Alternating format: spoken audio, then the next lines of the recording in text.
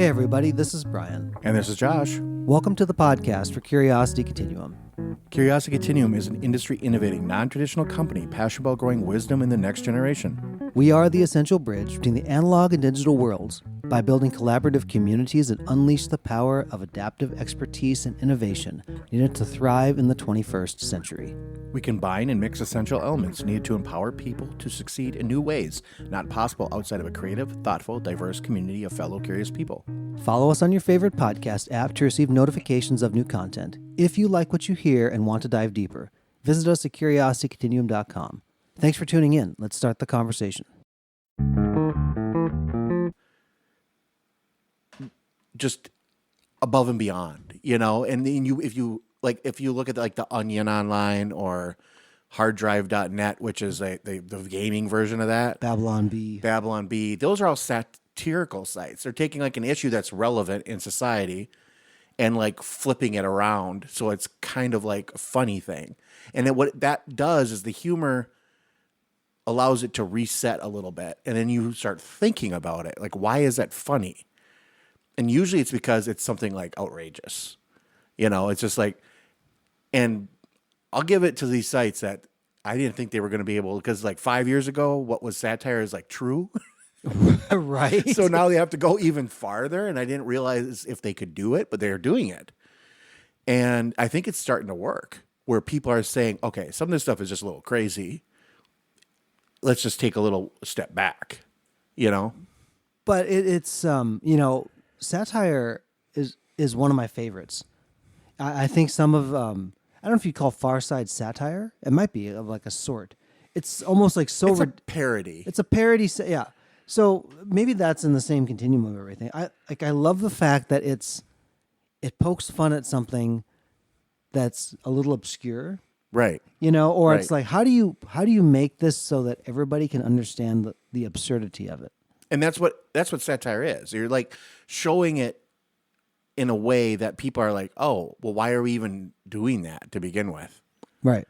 You know? Well, I mean, one of my favorite books by C.S. Lewis is Screw Tape Letters. Okay. So I don't know if you're familiar with this No, book. not Okay. Screw Tape Letters is there's like Screw Tape is like this demon, right? And he's writing to this other demon, right? About it's like he's like a junior demon learning to be like a senior demon. Oh, sure, okay. And what it does is like talks about how to basically torture a Christian, right? And this is C.S. Lewis writing it. But instead of like talking about like here's apologetics, because C.S. Lewis, he's known for Lion, Witch in the Wardrobe, Chronicles of Narnia. Right. He's also known to be a really brilliant Christian apologist. So for those who may not know that dimension about him, him and J.R.R. Tolkien were colleagues, and they traded letters back and forth and stuff like that, right? And they were part of this group called the Inklings. Well, this book talks about it from like the demon's perspective. Oh, right. Okay. You know, it's like if you just give a little bit of blah, and it's kind of teaching him how to be a demon in order to deceive, in order to... Right. Okay. And it's a great way to look at it because it makes you understand the issues that you face The other side. differently. Yeah. And it's really a fascinating read because you don't see it from that perspective. You see it only Correct. from... That's what it's for. You're Right. supposed to, you're supposed to like, so you're just trying to like say, okay, like, oh, interesting.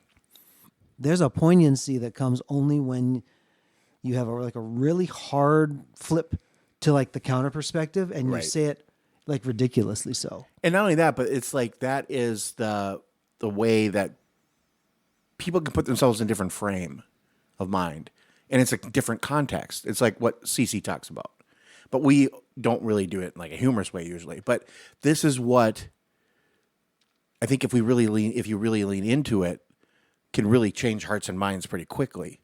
Because if they start understanding why you think it's absurd, then maybe they'll be like, maybe this is a little weird. And they might not change their mind, but they might be able to at least kind of start coming to like an agreement or an understanding of why you have a different mindset. Like okay, I get it. Right. Right. And like we can agree starts. to disagree. If you can get to that point, That's progress. I think that's really good progress. But like some people today like won't even get to that point. You To know? me, it's like if I've had to dig out in the dirt sometimes, like growing up or even like my adult life, and in Tennessee especially, there's like heavy clay, and Right. it gets even heavier when you get down to Georgia. But you have to break that stuff up, and it's a hard job to break up really hard dirt. But once it gets started and you have a way in, you can kind of like do it. Right. Like I remember my mom, we had this old tiller. I don't remember the brand of the tiller, but like I thought it was old back in the 80s when I saw her using it. It was old then. Right. And she would go out and, she said like you have to till the ground because it has to be basically prepared to be able to seed the seed and then, be covered up and watered and then you kind of watch things grow. I'm reminded where I think sometimes it's so easy to kind of almost trot on the ground of the field of your opinions, if that makes sense. Right. It becomes really packed down, really solidified. And when something comes along that may pop it up, you might say, you just ruined my field. But you got to ask yourself the question, is anything growing there anymore? Right. Like, is it a fertile field, right? Like, is it like something you can actually like have an idea on? And usually it's not. But I think people get so easily it's so easy to stay the same. It's hard to change. And it's hard to even take a different perspective. But that's what, like, even we talk about all the time, like your context, put yourself in another frame. That's what this is about. And if you can just even start to do that, then it's not easy at first. You have to like train yourself to do it. And I don't think a lot of people understand that you really have to take the small steps to begin with. And sometimes that is through humor, where that's an easy in. Like you can look at that, it's all over. Mm-hmm. It's easy to find. It's to catch you kind of unaware. Right. And there's other ways, like I know like there's a lot of leadership personalities like Tony Robbins. Like they'll use like language, they'll be like foul language to kind of like jolt your operating system. So all of a sudden like you're like, wait, what's going on? And like you listen to, you pay attention. Yeah, there's reasons why he uses it, but the humor does the same thing, right? Right. And it makes you listen differently because all of a sudden it comes out of like so out of like left field. You're like, well, how do I deal with that? And honestly, like sometimes you don't necessarily know what to do with it, but at least it like kind of lays it there. And what's interesting too is if you're like a group of people, and like one or two people find it humorous, but like two or three don't. And then those other people are like trying to think why you're laughing, And then you're thinking about why they're not laughing. Right. And then that actually brings people together a little bit because you're like, okay, you might have this conversation later. Some people are like, oh, well, that's not funny. And be like, okay, well, let's have the conversation why it's not funny. Yeah. Why don't you think it's funny? Right. And you're totally okay to have your opinion. Like there are some things that are bad taste. Of course. And I mean, I'm like the king of bad taste, like a lot of times. But like there's jokes to be made and stuff like that. But but it brings the conversation because really all you want to have is the conversation. To have kind of like hearts and minds, really. And it's not even like they have to be like hearts and minds, but it's like have the conversation so that we can actually talk about the problem. And I go back to like the field thing. So I think about my mom tilling. There's times when like, especially in modern agriculture, like you plant the same thing in the same field. Right. Again and again. Until if you actually you do it right, rather than use artificial fertilizers, you plant like alfalfa and you purposely don't harvest it because it goes back into the ground. Right. It does a different thing. Sometimes like that crop that you plant, it may not be the actual crop that pops up later or even supports the crop later. Right. And when I say crop, I'm like really like it's the thinking, right? I'm going to plant this thought. It's so not even the thing you want to grow, but it's going to like create like a nutrient bed. It's going to give you something to pull on so that other thought can grow. Right. And you'd be surprised, like even if you have a conversation like that or like a humorous thing, somebody might come back to you like a week later and say, remember that thing we were looking at? Because they were thinking about it. And it's like, what was called it with like my grandfather, like planting the seed. Like he would act like he didn't hear you. And he never responded to you. And then it was like 10 minutes later, he'd be like, tell you like the exact thing you told him. And they'd be like, yeah, great, Grandpa. That's a good idea. You know, That's a great idea. but Grandpa. that's kind of what it is. It's planting the seed to start the thought process. And people all move at different rates. And I think it's wrong to ask somebody to like change their whole mindset and like your timeline. They have to come to it because otherwise it's not a lasting change or meaningful even a meaningful conversation. So like they'll just totally shut you out and you won't have any. So you can't really push on it. You just have to kind of let them. You kind of like just lead them to it. You just plant the seed. Yeah. And I've appreciated when people have planted a seed, and after kind of I go through my own process with it. Right. I'm like, I don't really agree with that, and this is why. I have an opinion about it. Right. Even like if you look at even how people come to political conclusions, especially in the United States, if you understood the reasons why, even if you vehemently disagree with the decision that was made, You can understand where they're coming from. And look, folks, there is no perfect candidate on the planet here. Ever. No. In any stretch of human history. Never. But it gets you to go, oh, okay, I can understand that. And I think that what we need is more appetite to understand.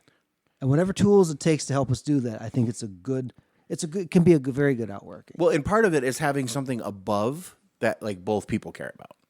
So like if you're in like politics, ideally it should be like the country, right? Or an issue or a topic. But the top part, like over even the issues, should be like what do you feel is good for like the country, right? For everybody. So right. So when you're even fighting on certain issues, you could say, oh, well, right now does that serve the ultimate purpose?